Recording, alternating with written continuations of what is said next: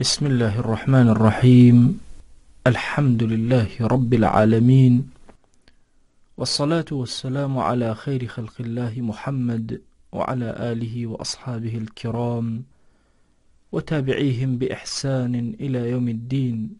ربنا أرنا الحق حقا وارزقنا اتباعه، وأرنا الباطل باطلا وارزقنا اجتنابه. ربنا آتنا في الدنيا حسنة وفي الآخرة حسنة وقنا عذاب النار.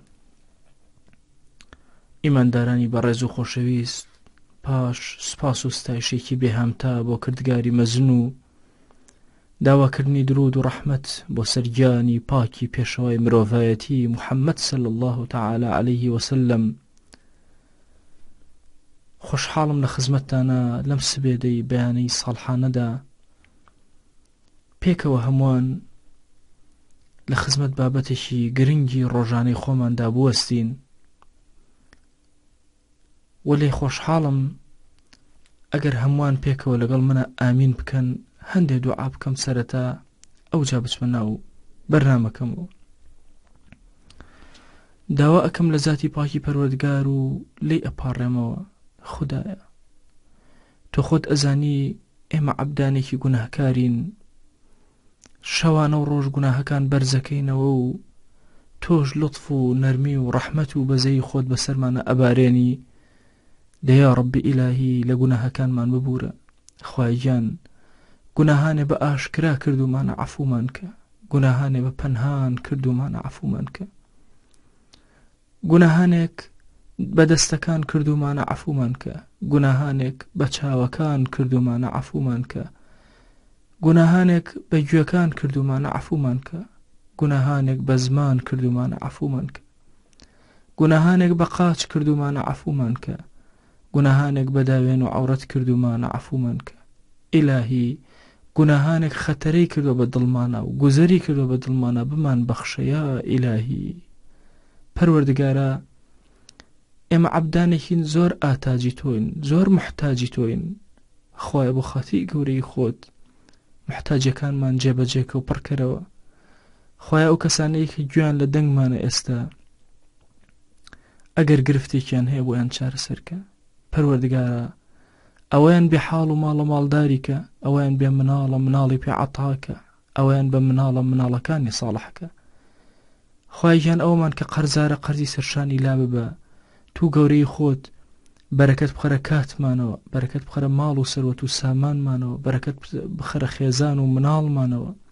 خوای گیان، داوات لێ ئەکەین، ئێمە زۆر محتاجین، ئێمە ناتوانین تەقە بدەین لە دەرگای هەموو کەس. پەروەردگارە، تۆ تاکە کەسی ئێمەی کە ئێمە بتوانین بە شەو پێ بە ڕۆژ چی هەمانە لە ئەخمانە لە بەردەم تۆیە هەڵی ڕێژین. دەیا ڕەبی خوایە، زمانمان کولە لە دوعا.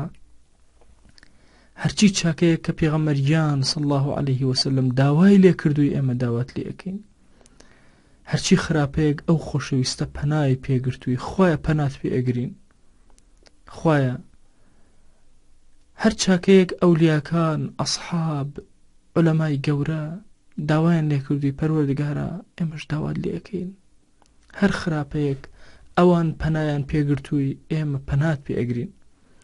خوای گیان، داوات لێ ئەکەین ئەوەندە حەڵاڵمان لێرە بدەرێ لەم دنیاەدا محتاجی حەرام نەبین. خوای گیان، تو گەورەی خۆت بمان پارێزە لە حەرام، حیجابێکی ئەستور لە نێوان ئێمە و حەرامە دروستکە. پەروەردگارە، بە ئەندازی مەشریق و مەغریب لە گوناهەکان دوورمان خەرەوە، پاکمان کەرەوە لە گوناهەکان. ئیلاهی، پاکمان کەرەوە لە گوناهەکان. خودایە، ئێمەی گوناهباری خەجاڵەتبار تاعاتەکانمان زۆر کرچ و کاڵن. نوێژ ئەکەین ئاگامان لە خۆمان نییە، زیکر ئەکەین ئاگامان لە خۆمان نییە، بە ڕۆژوو ئەبین دڵمان حوزوری نییە.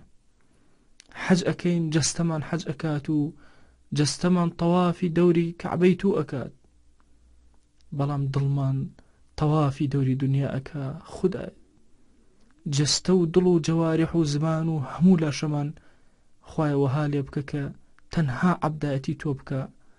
پەروەردگارە، تو خۆت ئەزانی ئەم میلەتەی ئێمە میلەتێکە چەوسێنراوەتەوە، علمانیت و بێدینی کافرانی دنیا دەیها تەختیتیان داناوە ئێمەیان تەفرەقەتی خستووە بەها جوانەکانی کوردەواریان لە ناومانە نەهێشتووە. خوای بۆ خاتی گەورەی خۆت قائیدێکی عاقڵ و تێگەیشتوو وڵات دۆست مسلمان دیندار دەستپاک ئەمین بکەرە خاوەنی ئەم وڵاتە و ئێمەش هەمومان لە ژێریا بحەوێنەرەوە. خوای گیان داوا لێ ئەەکەین بە گەورەی خۆت پەروەردگارە ئەوەی خیانت لە هەژاران ئەکا ئەوەی زوڵمیان لێ ئەکا ئەوەی فێڵ و دەجل ئەکا لە میلەتە ئەوەی فەساد لەناو ئەم میلەتە بڵاو ئەکاتەوە. یا ڕەبی خوای گیان یانە هیدایەتی بدە یانە لە کۆڵ ئەم میلەتەی خەرەوە و ڕزگارمان کە لە دەستی یا ڕەب العالەمین. خوای گیان ئێمە هەموو لەحەزە و هەموو ساتێک ئاتاجی بەرەکاتی تۆین خوایە ئاتاجی ڕەحمەتی تۆین محتاجین بە قەترەیەک لە ڕەحمەتی تۆ. دەخوای گیان هیچ چرکە ساتێکی ژیانمان مەمان دەرە دەستی خۆمان ئیلاهی هەمووی لە دەستی خۆتا پەروەردگارە کارەکانمان بۆ جێبەجێکە بە ئەندازی چاوتروکانێک و کەمتریش غافڵگیرمان مەکە و مەمان دەرە دەستی خۆمان یا ئەکرەم الئەکرەمین ئامین ئامین والحەمد لله رب العالمین. بەڕێزان و خۆشەویستانم ئێمەی ئیماندار چۆن کەسێکی عاسی ئەبینین و بەزەیمان پیاەتەوە واللهی هەمومان ئەبێ بەزەیمان بە خۆمان نابێتەوە. ڕێگەکان زۆرن بۆ خواناسی و بەرەو خواچوون. حەز ئەەکەم ئەم بەرنامەیە لە خزمەتتانە یەکەمین هەنگاوی بەرەو خواچوون باسکەم کە ئیمامی غەزالی لە بەشی چواری ئیحیا علوم الدینە باسی ئەکا بۆمان کە لە منجیاتە چۆن ئینسان ڕزگاری ئەبێ. بەشی یەکەمیان باسەکە کە بەشی یەکەمیان بریتە لە بەرەو خواچوون بریتە لە تەوبەکردن لەو ڕێەوە بەرەو خوا بچی. تەبەن بەشی منجیاتی کتێبی ئەحیا لە تەوبەوە دەست پێ ئەکا هەتاوەکو بینینی خوا لەناو بەهەشتە. بەڕێزەکانم تەوبەکردن گەڕانەوە لای خوا ئەمە پەیوەست تەنها بە خەڵکێکی گوناهکار و عاسیەوە. ئێمە هەر هەمومان پێویستمان بە تەوبەیەکی بەردەوام هەیە. واللهی ئەگەر مەلا بین ئەگەر شێخ بین ئەگەر مرید بین ئەگەر مسکێن بین سایقی تەکسیکی ئافرەتێکی لە ماڵەوە خەریکی کاری ماڵەوەی لە دائیرەیەکە ئیشەکەی هەمومان پێویستمان بەوە هەیە لە دوای نوێژەکان چەند چرکەیەک بوەستین تەوبەیەکی سادقانە بینی خۆمان و خوا بکەین. ئەی ئەو کەسێک کەوا مەشروب خۆری ئەی ئەو کەسێک کە دزیت کردووە ئەی ئەو کەسێک کە خیانەتت کردووە ئەی ئەو کەسێک کە زینات کردووە ئەی ئەو کەسێکەوە بێفەرمانی خوات کردووە ئەی ئەو کەسەی خوات بە گەورەی و بە ڕەحمی خۆی لە خۆت ڕەنجاندووە تەوبە کە دەرگاکانی تەوبەدا ناخرێ ئەو عەظیم و گەورە و کەریمە بە ئێمە ئەڵێ وەتوبوا إلى الله جميعا لعلكم تفلحون وتوبوا إلى الله جميعا أيها المؤمنون لعلكم تفلحون. توبة بكن هر هموتان جميعا بقرنا ولا إخوة هر هموتان قورو ورتان نهرو ميتان قناه بارو بي قناهتان أهل مزقوتو أهل بازارتان بقرنا ولا إخوة أقر إيوة إيمان دارن بقرنا ولا إخوة لعلكم تفلحون. والله فلاح آسودي للتوبة يا دزقيري إنسان شيرين ترين فرميسك أو فرميسكي كاتك إنساني مسلمان قناهيك أكات دوهت اللي بردم رب العالمين دیدەکانی ئەدەوڵێنێ چاوەکانی پڕ فرمێسک یەنە خوارەوە گۆنای تەڕ ئەبێ بە فرمێسکەکانی. ئای چەند ئەو گۆنایە شیرینە لای ڕەب العالەمین ئای چەند جوانە کاتێک فرمێسکێک بە چاوەکانە یێتە سەر کوڵمی ئینسان لە بەرامبەر گوناهێک و عسیانێکە کە بەرامبەر بەخوا کردوێتی. يا أيها الذين آمنوا توبوا إلى الله توبة نصوحا. إما بيسمان بتوبيكي زور قورو نصوحا يا راز قوبين لقل خوا راز قوي زور قوري عزيزانم إنساني مسلمان أبي الزور راز قوبي لتوبة كإيكا لو استغفاري كإيكا لو داوي لبودني كإيكا خوا بقوري خوي توبة كاراني زور خوشوي إن الله يحب التوابين.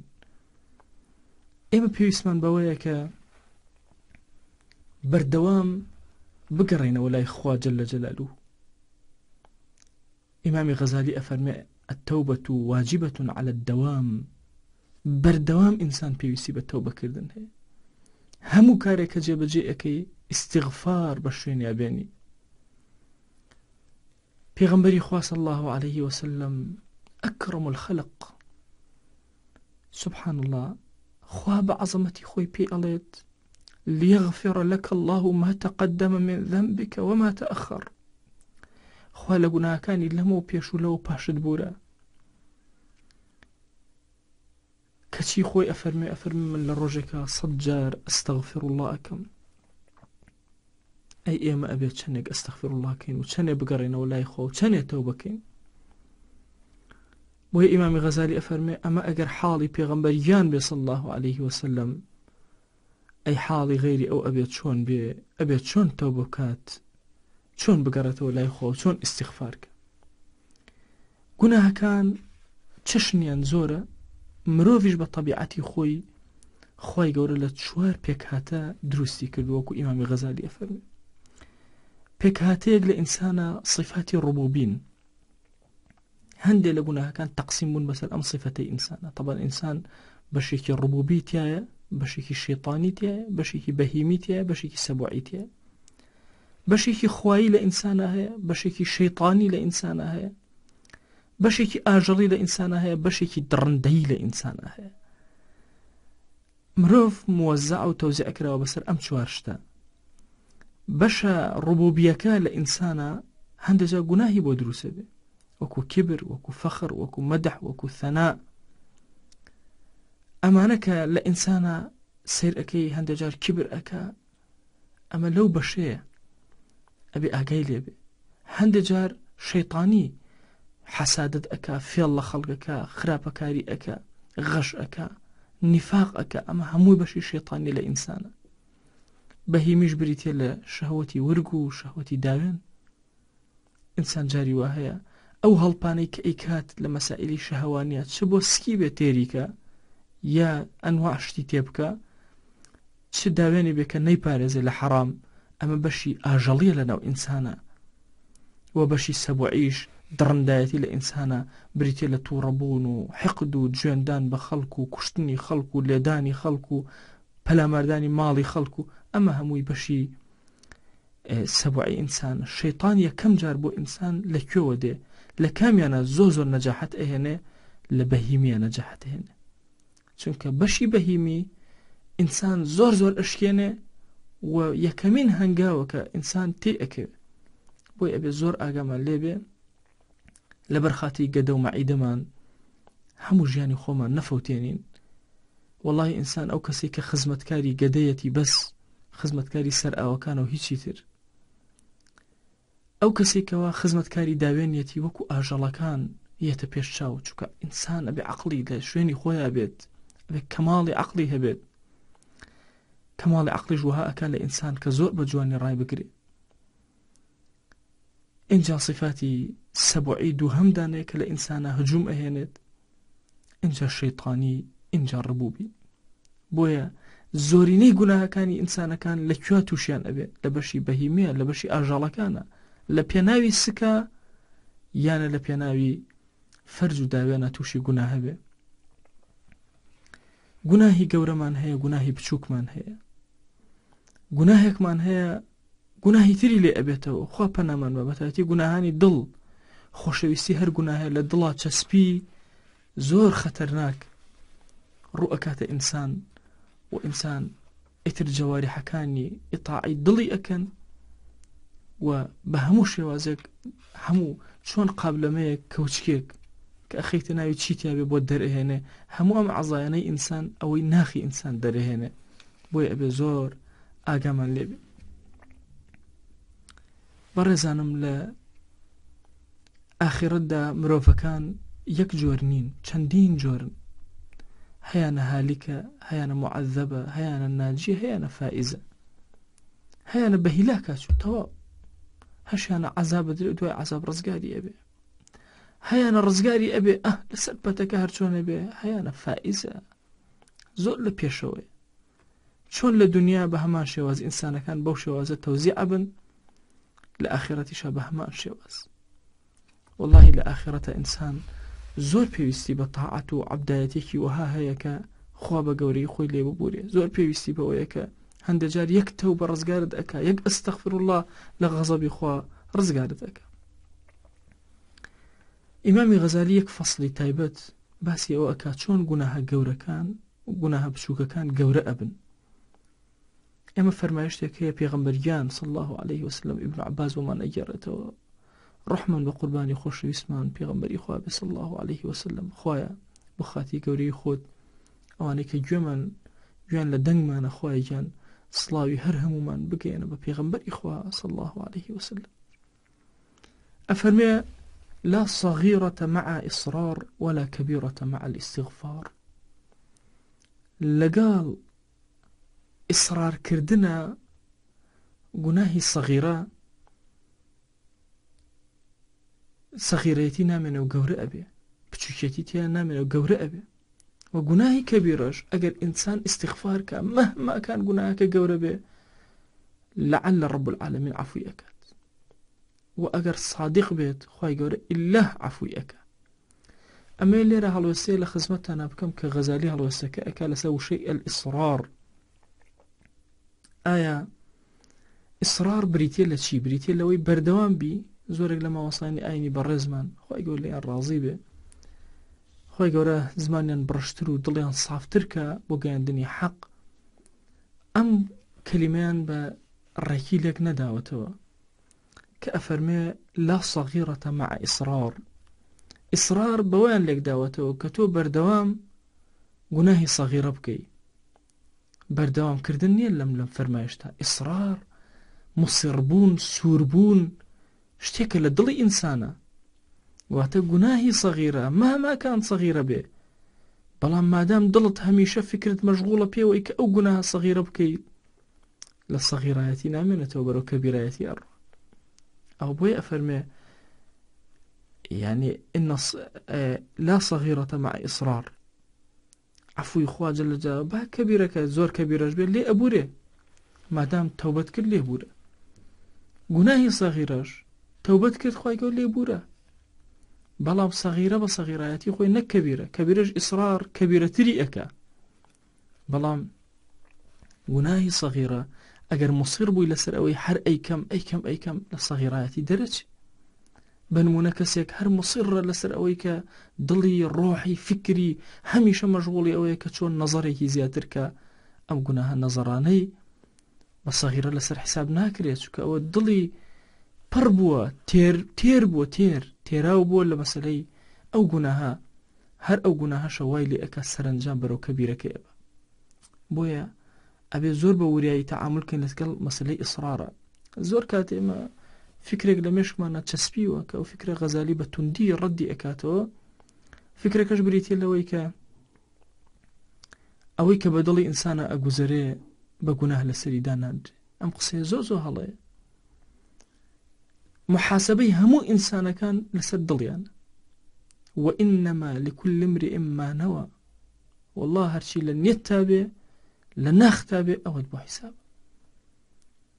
دیقەت بدە ئەگەر کەسێک بێت خواردنێک دانراوە، خواردنەکە محاولەکە ئەیدزێت دوای دەرەچێ ئەمە خواردنی خۆی بۆ دزیوێتی.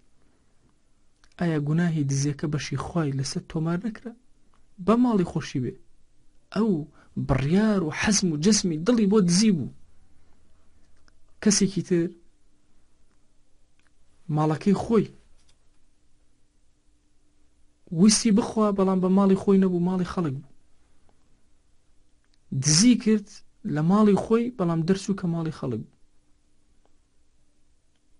وا تەسەووری ئەکرد، وا لێکی ئەداوە کە ئەمە ماڵی خۆیەتی، بەڵام ماڵی خەڵک دەرچوو. گوناهباری ئەوەیە کە ماڵی خەڵکی خواردو. عەزیزەکە، ئێمەی موسڵمان زۆر پێویستمان بەوەیە کە ورد لەگەڵ ئەم مەسائلانەی دڵمانە بجوڵێنەوە و ڕابوەستین لەسەری. مەسئلەیەکی فقهی هەیە، ئەفەرمێ ئەگەر کەسێک ئافرەتێکی بینی چوو زینای لەگەڵا کرد، دوای دەرچوو خێزانی خۆیەتی، ئایا گوناهی زینای بۆ ئەنووسرێ؟ بەڵێ، لەبەرەوەی ئەم لە ناخیا ئەمە خێزانی خۆی نەبوو. کەسێکی تر خۆ ئەمە لە حەقیقەتە ئەگەر سەیری بکەی ئەمە زینا نەبوو، خێزانی خۆی بووە، بەڵام ئەم کەسە چوو بە قەستی زینای لەگەڵا کرد و خێزانی خۆی دەرچوو. بەعکسەوە ئافرەتێک وای زانی خێزانی خۆیەتی سەرجەی لەگەڵا کرد، دوایی دەرچوو ئەمە خێزانی خۆی نێ، بە زینا لەسەری تۆمار ناکرێ. ئەگەر شیتر مەسائلی فقهی لەوە بێ مارەیەکی بداتێ وەرحەڵ ئەوەی تری لەسەر مەسائلی فقهی ئەوەی کە مەبەستمە لێرە قەستی دڵی ئەم کەسە حیسابەکرێ، بۆیە ئێمە ئەبێ بە وریایی لەگەڵ ئیسرارە تەعامل کەین. والله جاری وایە گوناهێک زۆر بچووکە، بەڵام تۆ مصڕی هەر کاتێ لەس بێتە ڕەت بیکەی، ئەو ئیسرارەوەکە ئەو گوناهە بچووکە بە بچووک تۆ نییە، نەزەرێک چەند بچووکە زۆر بە گەورە لەسەر ئەنووسێ لای خوا. بۆ چونکە ئەم نەزەرە بچووکە تۆ مصر بووی ناخت تێر بۆ لەوەی کە هەموو کاتێ ئەبێت جێبەجێیک، عەزیمەتێ هەبوو بۆی لەسەر هەموو عەزیمەتەکان و هەموو چرکە ساتێکی ئیسرارەکەی تۆ بە گوناه لەسەر ئەنووسرێ، بۆیە بە سەغیرەیەتی نامێنێتەوە ئەبێتە کەبیرە. هۆکار زۆرن بۆ ئەوەی کە گوناهەکانی بچووکی تۆ گەورە بکە. یەکێک لە هۆکارەکان ئەوەیە کە گوناهی بچووک بە بچووک سیرکەی، بە هیچ سیرکەی، بە نزم سیرکەی. وەڵا ئەوە وا ئەکا کە گوناهی بچووک بە هیچ شێوازێک لەسەر تۆ بە بچووکی نامێنێتەوە وە گەورە ئەبێت. جاری وهەیە ئینسان گوناهێک ئەکا، ئەو قسەی ئیبن مەسعود ڕەزا و ڕەحمەتی خوای لێبێ فەرمێ ئینسانی ئیماندار کە گوناهەکە وا ئەزانێ کێوێ بەسەر سەریەوە وەستاوە، بەس فاجر وا ئەزانێ مێشێک بەسەر لێتێتی هەر گوێشی ناداتێ. گوێنەدان بۆ گوناهانەی کە ئیکەی ڕۆژانە لە نەزەرێک بێ، لە هەر گوناهێکی سەغیرە بێ کە بەسەر تۆیە تێ ئەپەڕێ، کە گوێت نەدایە بە بچووک سەیرت کرد، دڵنیا بە لەوە بچووک نامێنێەوە گەورە ئەبێ لەسەرت.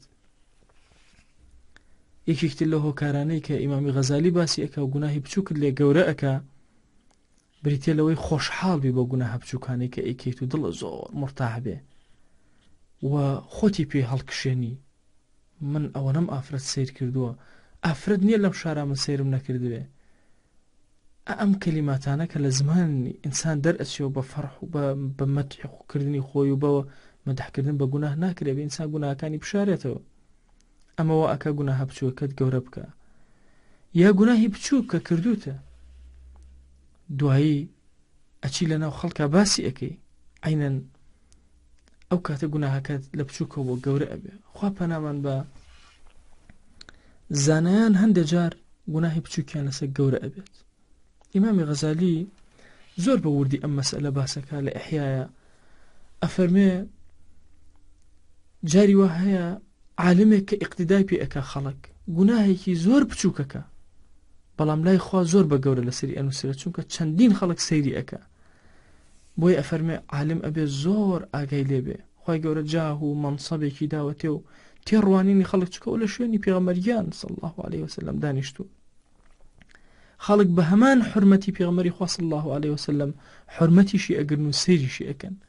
بۆیە هەندێک جار ماوەسانی ئاینی غەمی ئەوە ئەخۆن کە وەڵا کاکی گیان خەڵکێک هەیە بێڕەزیمان پێەکە. عەزیزەکەم هیچ پێویست ناکە خەمی پێ بخۆن، چونکە مەسائلەوە ئەو کەسە چەند ڕێز لە پێغەمبەری خوا صلی الله عليه وسلم لەلای بێ، ئەوەندەش ڕێزی عولەما و قەدری عولەمای لەلایە، و چەندێک ڕێزی پێغەمبەری خوا صلی الله عليه وسلم لە دڵیا بچووک بێ، ئەوەندەش ڕێزی عولەما لە دڵی ئەم کەسە بچووک.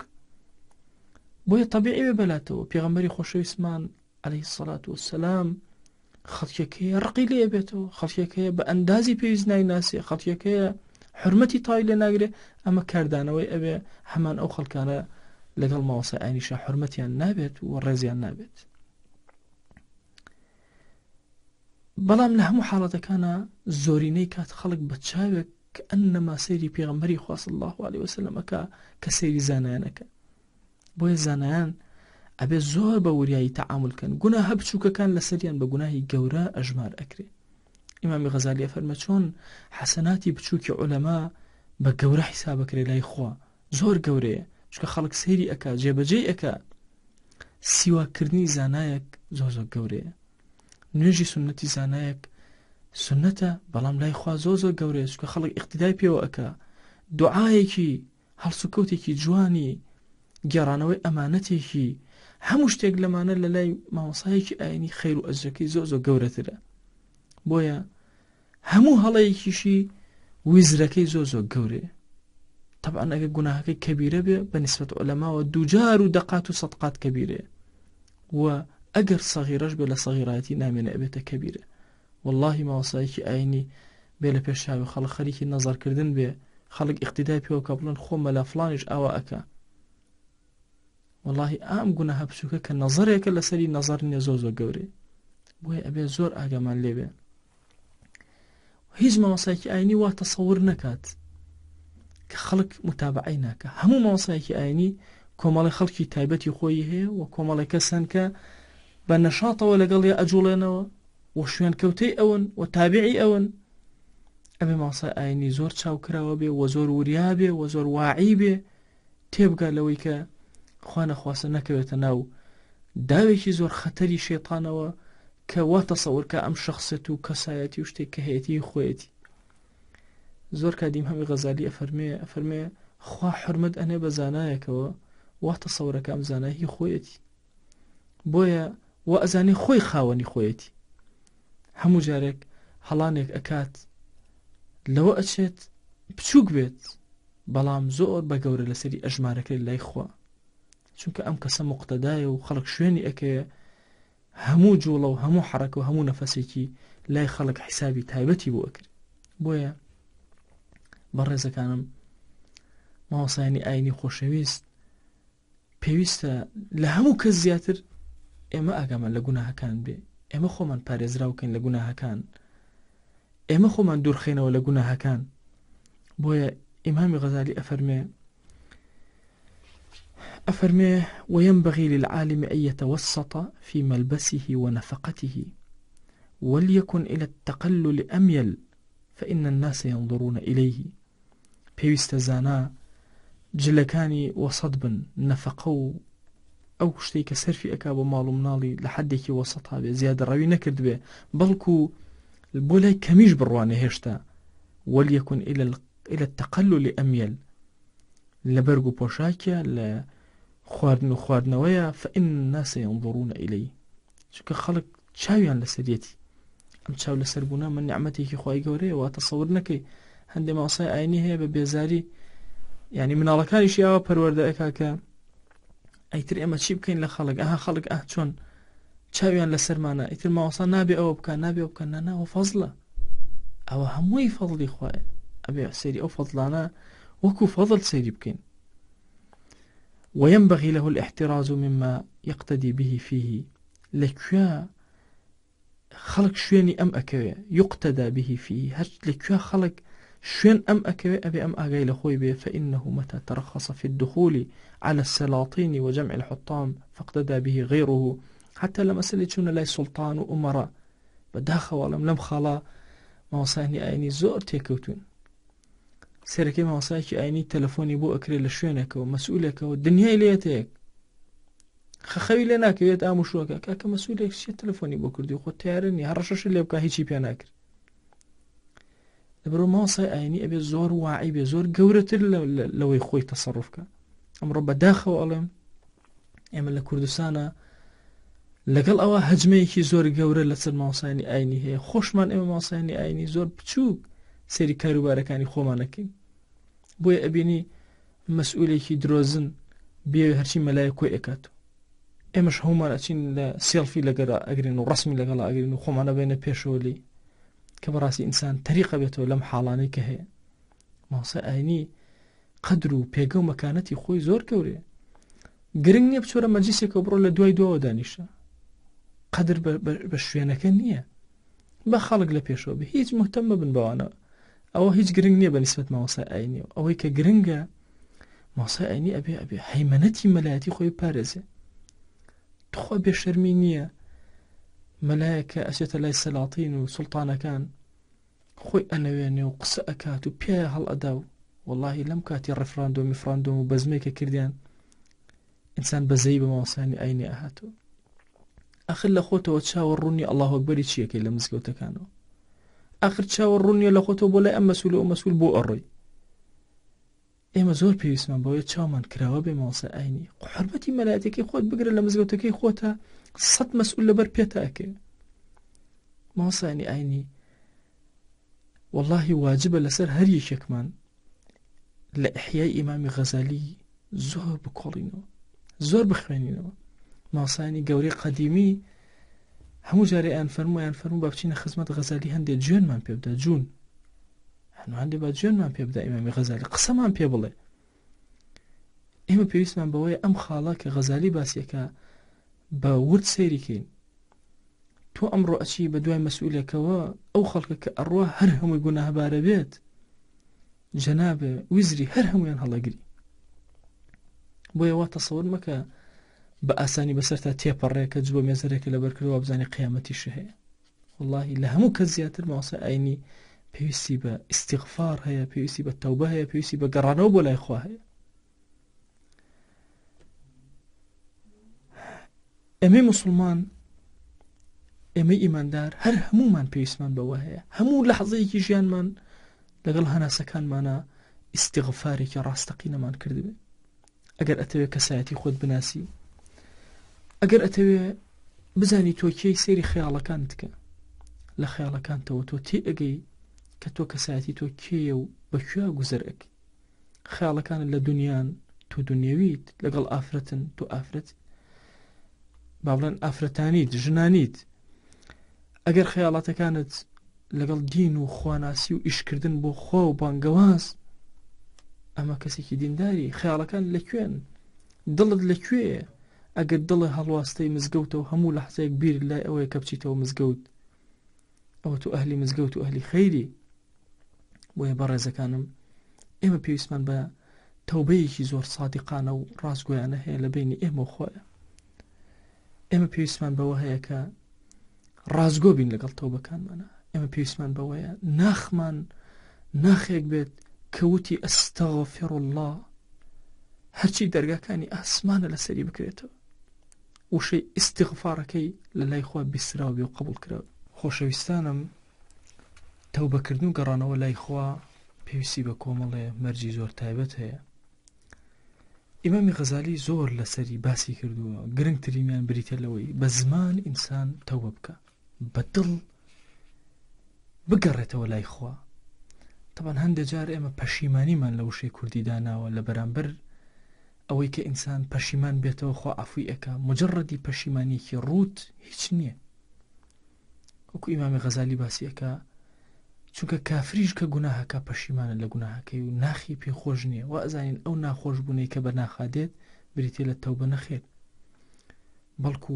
نەدەم و گەڕانەوە پەشیمان بوونەوەیەکی حەقیقی ئەوەیە ناخ ڕقی لەو گوناهە بێتەوە و لەگەڵ ئەوەی ناخ ڕقی لە گوناهەکە ئەبێتەوە بە هەمان چەشن ئەم کەسە بە عەزم و جەزمێکەوە ناخی پڕبێت لە عەزم کە ناچێتەوە سەر ئەو گوناهە کاتە ئینسان پەشیمانە و لەحظەی پەشیمانیەکەیە ئەگەر هەمان گوناه یەتەوە بەردەمی جێبەجێ ئەکاتەوە ئەمە ناکاتە پەشیمانی و ناکاتە تەوبە و ناکاتە گەڕانەوە لە هەمووی گرنگتر ئەوەیە کە ئێمە سنەتی فرامۆشکراوی نوێژی تەوبەمان لە یاد نەچێ پێغەمبەریان صلی الله علیه وسلم ئەمری پێ کردوین کاتێکەوە ئینسان تووشی گوناهێک ئەبێت ئەم سنەتە فرامۆشە بەداخەوەڵم هەر گوناهێک بێت تووشی غیبەتێک ئەبێ لە مەجلیسێکە بە هەر شێوازێک گوناهێکە تووشێ بێ هەر زوو ڕاکە دەستنوێژێکی جوان بگرە ڕووکەرە قیبلە دوڕکات نوێژکە نوێژی تەوبە خوای گەورە ئیلا لە گوناهەکەت ئەبورێ اینجا وەرە لە بەرامبەردا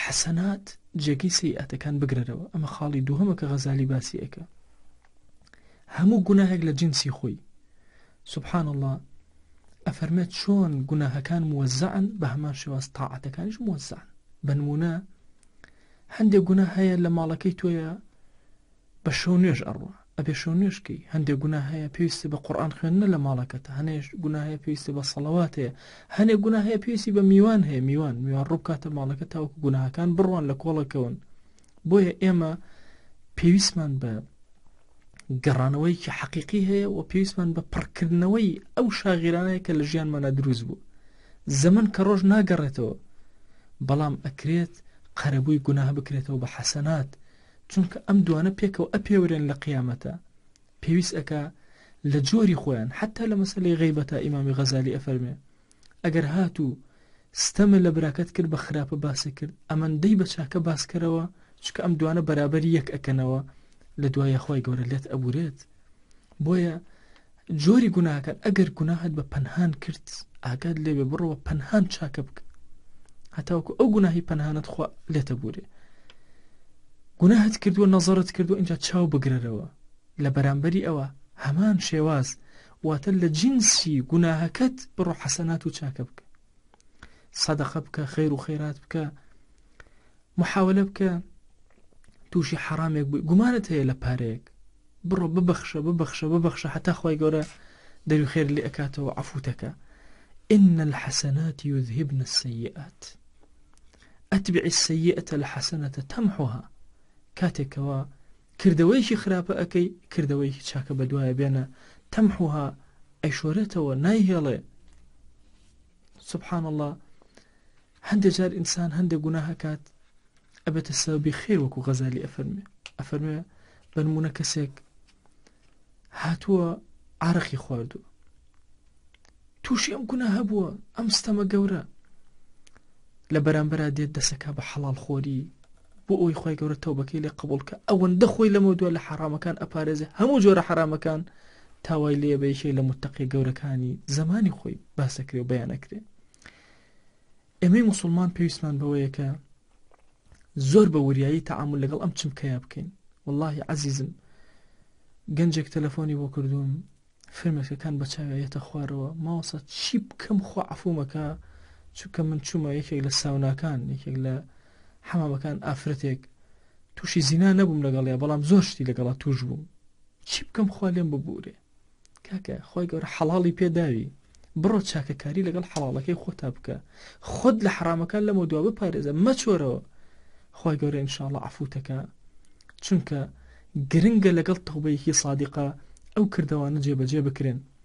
ئێمە هەموو کردەوەکان ئەبێتە دوو بەش یا بەشی خواگیانە ئەبەم دوو حاڵەتە جێبەجێ ئەکرێ ئەچی تەوبەیەکی سادقانە ئەەکەیت هاوێنەی ئەو کردەوە بەڵام لە چاکەیە جێبەجێ ئەکەیت. دووهەمیان مافی خەڵک ئەبێ بگێڕیتەوە مافەکانی خەڵک هەمووی ئەگێڕیتەوە بەڵام لە هەموو مافێکی خەڵکە مافی خوا هەیە واتە کەسێکە بەنمونە دزی ئەکە ڕاستە مافی خەڵکی خواردە و ئایا مەسەلەن ئەم پارەیدایەوە بە کەبرە خوا عەفویەکە ئەوە تەبعەن بەشی خەڵک خوا عەفوی کردو بەشەکەی خۆی ماوە بۆیە لەوێش پێویستی بەم دووشتە هەیە وە گەڕانەوەی مافەکان هەیە بۆ سەر خەڵکی خۆی.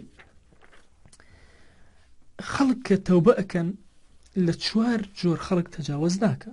جۆری یەکەمین ئەوانەی کە تەوبە ئەکەن بریتین لە کەسانێک یەک جار کە تەوبەیان کرد ئیتر تەواو گەڕانەوەیان نییە والله ڕقیان لەو گوناهە ئەبێتەوە. ئەها عەزیزانم چەند کەس هەیە جگەرە خۆر بووە کە وازی لە جگەرە هێناو ئێستا ڕقی لە جگەرە ئەبێتەوە ئەوە تەوبەکردنە ئەوە گەڕانەوەی ناخد نەک هەر بۆی بشنێ ناخد نەک هاوارکە نەک مصیربی لەسەری نە ئەوە بریتێ لە تەوبەکردنێکی سادقانە. ئەوە جۆری یەکەمە کە نەفسەکانیان مطمئنە نێرگەلت خواردووە تەوبەیەک ئەەکەی بە حەیاتی نزی ڕقل لە نێرگەلە و بۆنەکەشی ئەبێتەوە زینات کردووە بە هەمان چەشن ڕقل لە زینا ئەبێتەوە بەزەید بۆ کەسایەتەوە کە تووشی زینا ئەبێ ئارەقت خواردوێتەوە بە هەمان شێواز هەر کێشەیەک لەم کێشانەی کە بووە هەر گوناهەیە لەم گوناهانەی کە بووە ئەگەر لە دڵی تۆیە ڕق بەرامبەر بەو گوناهە دروست بوو ئەوە تۆ نەفسە گەیشتە مطمئنە. جۆری دووهەم لەوانەی تەوبە ئەکەن بریتین لە خەڵکانێک کە تەوبە ئەکەن بەڵام دواتر ئەگەڕێنەوە سەر گوناهەکە لۆمەی نەفسی خۆیان دائیمە ئەکەن دائیمە سەرزەنشت دەکەن نەئەبوو تۆ ئەوە بکەیت چۆن ئەبێت تۆ ئەو کردەوەیە بکەیت بەڵام هێشتا ناخی جوڵەیەک هەیە حرەکەیەک هەیە بۆ ئەو گوناهە یان حرەکەش نییە لە ناخیە بەڵام کێتەوە بەردەستی خۆی پێ ناگیرێت تەحمل ناکە. ئەو جۆرە نفسی لەوامەیان پێ ئەوتێ کە لە قورئانە باس کراوە. نفسی سێهەم کە لە قورئانە باس کراوە ئیمامی غەزالی وآخرون اعترفوا بذنوبهم خلطوا عملا صالحا وآخر سيئا. ئەم جۆرە کێن تەوبە ئەکات بەردەوام ئەبێت. طبعا ئەوە جۆری دووهەم لەگەڵ جۆری یەکەمە زۆر مەقبولە چونکە بە هیچ شێوازێک گوناه وای لێ ناکات لە تاعەتێ دوورکەوێتەوە. ئەهلی مزگەوتە، ئەهلی خێرە، ئەهلی سەلاحە، ئەهلی خواناسیە، لە هەموو بوارەکانی خێرە ئیشەکە، بەڵام هەندێک جارەوە ئینسانە تووشی گوناه هەبێ، ئەوە نەفسی لەوامە هەیە، دوای زۆر سەرزەنشتی خۆی ئەکا. والله هەندێک لەو کەسانە خۆی گەورە بەهۆی گوناهێکەوە یان باتە ناو بەهەشتەوە. ئەفەرمێ هەندێک لە عەبدەکان گوناهەکەن ئەوەندە بەسەر خۆیانە ئەشکێنەوە، ئەوەندە خۆیان زەلیل ئەکەن لە بەردەم خۆیان لەسەر گوناهێک، لەوەچی خەڵکێک دەهانی وەکو ئەوە بکە گوێ نەداتێ. بەڵام ئەوەی کە نەفسی لەوامەی هەیە، گوناه بەلایەوە زۆر گەورەیە، تون دەستی گرتۆ بە تاعات و عەبدایەتی خۆیەوە، بەڵام هەندێک جار هەڵە ئەکا، تووشی هەڵە ئەبێ، ئەوەندە بەسەر خۆیە ئەشکێتەوە، ئەوەندە داوای عەفو ئەکا لە ڕەب العالەمین تا خۆی گەورە هەر بەهۆی گوناهەکە و بەهۆی ئەو هەموو لاڵانە و پاڕانەوە ئەیخاتە ناو بەهەشتەوە. جۆری سێهەم بریتێ لەوەی کەوا تەوبەی کردووە، ئیستیمراری هەیە، ئیستیقامەی هەیە، بەڵام لە هەندێک گوناها زوو شەهوەت زۆری بۆ ئەهێنێ، ئەچێ ئەو گوناهانە بەدوایە ئەگەڕۆ ئەیکات. بەڵام لەگەڵ ئەوەشە جۆری سێهەمیش هەر عەبدایەتەکانی تۆکمەن وای لێ ناکە لە عەبدایەتەکان واز بێنێ، بەڵام لە هەندێک گوناه وازی هێنا و هەندێکی تری ما و لەو بەینایە ئەم نەفسە پێ ئەوتێ نەفسی مسەویلە یان نەفسی مەسئولە، دائیمە سوئال لە خۆی ئەکات، دائیمە ئەوەی خۆی ئەکاتەوە باشە بۆچی من ئەمەم کرد، بۆچی ئەم ئیشەم جێبەجێ کرد. اعترفوا بذنوبهم، اعترافەکە ئەم گوناهان ئەم کردووە، خەلطوا عملا صالحا وآخر سيئا، باشی کردووە و خراپی کرد، عسى الله أن يتوب عليهم. ئومێد هەیە خوای گەورە لێیان ببوورێ و ئینشاء الله لێشیان ئەبوورێ لەم تاقمی سێهەم. تاقمی چوارەم کەسێکە کە تەوبە ئەکا، مدەتێکیش ئیستیقامەی هەیە، مانگی ڕەمەزان عیبی نییە، دوایی ئەچێتەوە سەر گوناهەکانی، بەڵام هیچ گوێیەک نادا و واز لە تاعاتەکانە هێنێ. ئەمە حاڵی زۆر خەتەرە، والله زۆر کات ئەمانە زۆر ئینسان ئەترسێت لە سوئی خاتیمێ. ئەفەرمێ کەم هەیە لەو کەسێکەوە تەوبە ئەکات و دواتر بەبێ هیچ گوێدانە بە تەوبەکەی کە ئەڕواتەوە سەر خراپەکاری، ئەفەرمێ زۆر کەمیان هەیەکەوە عاقیبەتیان باش. بۆیە بەڕێزەکانم، کاتێک کە مانگی ڕەمەضان دەی خوا هیدایەتت ئەدا، مانگی مەولود دێتە پێشەوە، تۆ خوای گەورە هیدایەتت ئەدا، بە دڵ و ڕۆحێکەوە تێکەڵ بە دینە ئاگات لێ بێ، بیپارێزە، ڕۆحت مەخەرەوە ناو خراپەکاری، وەکو وایە کەسێک ڕزگاری بێ لە ناو بەهەشتا و دواتر کە هاتە دەرەوە خۆی هەڵاتەوە ناو جەهەنەم. عەزیزەکانم، ئەم بەشی چوارەمە زۆر خەتەرە. گەنجە بەڕێزەکان، تکام وهایە خوشکانی بەڕێز نەکەی تووشی ئەم حاڵەتە بی، مەهما کان گوناهکار بی، ڕێگەی بەرماڵ و خواناسی و دینداری بەرنەدەی. ئافرەتێک جارێک تەلەفۆنی بۆ کردوم ئەگرێ، ماوەسا من 3 مانگە نوێژم نەکردو، کچەکەم بۆ نوێژ ناکەی؟ واللهی ماوەسا من تووشی مڕاسەلە بووم، هەندێک نامم لەگەڵ گەنجێکا گۆڕیوەتەوە، ئیتر من بۆ نوێشکەم. نا ئەوە شەیطانە، نەچی بچیتە خانەی چوارەمەوە واز لە تاعاتەکانە بێنی، عەبدایەتەکانە بێنی و بچیتە سەر خراپەکاری، نەخێر. ئەبێت تۆ مەهما کان شەیطان زۆرت بۆ هێنێ لە گوناهەکە، ڕێگای بەرماڵ و مزگەوت و خواناسی بەرنەدەی، لەعەلە لە سووچێکەوە خوا ڕەحمت پێ ئەکا و دەرگاکانی خێر بەسەر تاواڵە ئەکا و نەجاتە ئەبێ لەو گوناهە.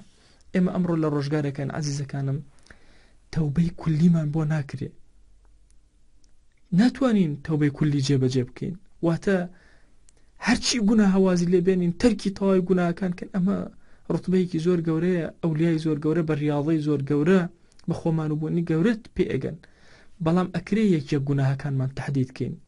بنمونە گوناهی غیبەت تەحدید دەکەم، بە هیچ شێوازێ گوناهی غیبەت ناکەم. ئەمە کۆنتڕۆڵم کرد، نەفسم مطمئنە، ڕقم لە غیبەت بوویەوە، ئیتر ئەوە نەفسەکەت بوو بە مطمئنە. هەندێک جار تێکەوتیتەوە، ئەوە لە وامەیە، هەندێک جار کرد و گوێت نەدایە و هەندێک جار ئەوە بریتێ لە چی مەسئولە.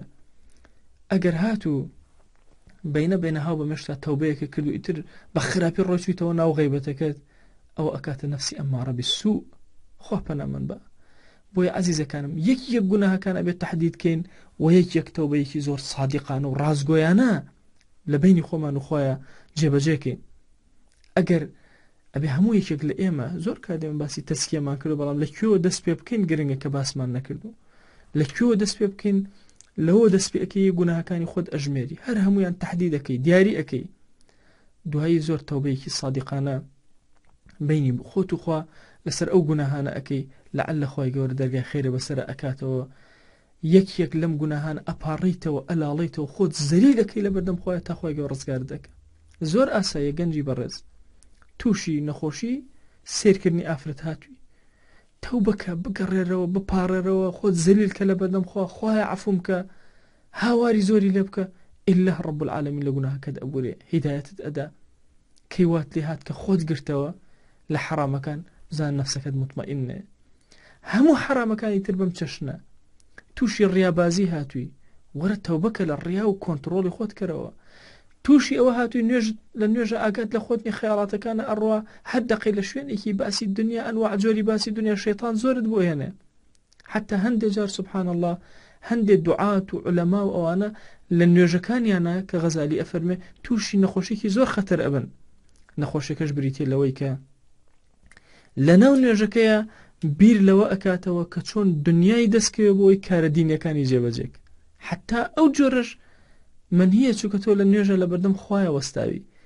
ئیمامی ئیبن القەیم ڕەزا ڕەحمەتی خوای لێبێ بەوە لێکی ئەداتەوە کە کەئەنەما ئینسان ڕێ بۆ خوادا ئەنێ بۆ ئەوی ڕزقی بدا ڕێ بۆ خوادا ئەنێ کە ئیشەکانی بۆ جێبەجێکە ئەڵێ لێگەڕێەوە ئیشی تۆ نییە بە کولی خۆت تەسلیمی خوا بکە جەل جەلالو و لەعەلە خوای گەورە دەرگاکانی خیر بەسەر تاواڵە ئەکا بۆیە ئەم چوار سنفەی کە باسم کردن ممکنە مرۆڤێک لە صیفەتێکە نەفسی مطمئین بێ لە صیفەتێکی ترە نەفسی لەوامە بێ لە صیفەتێکی ترە نەفسی مەسئولە بێ لە صیفەتێکە نەفسی ئەمارە بالسوء بێ مەرج نییە کە ئەم نەفسە وتێ ئەمارە بالسوء لە هەموو شتێکە ئەمارە بالسوء بێ بۆیە ئەبێ ئاگامان لێبێ بە وریایی تەعامل لەگەڵ گوناهەکانمانە بکەین و بە وریایی ڕێگاکانی تەوبە بگرینە بەر لەعەلە خوای گەورە لێمان ئەبورێ بەزەی خۆی بەسەرمانەدا ئەبارێنێ بەڕێزەکانم چۆن ئێمە چارەسەرکەین کۆتایی وتارەکەم بۆ ئەهێنم چۆن ئێمە بین چارەسەری ئەم حاڵە بکەین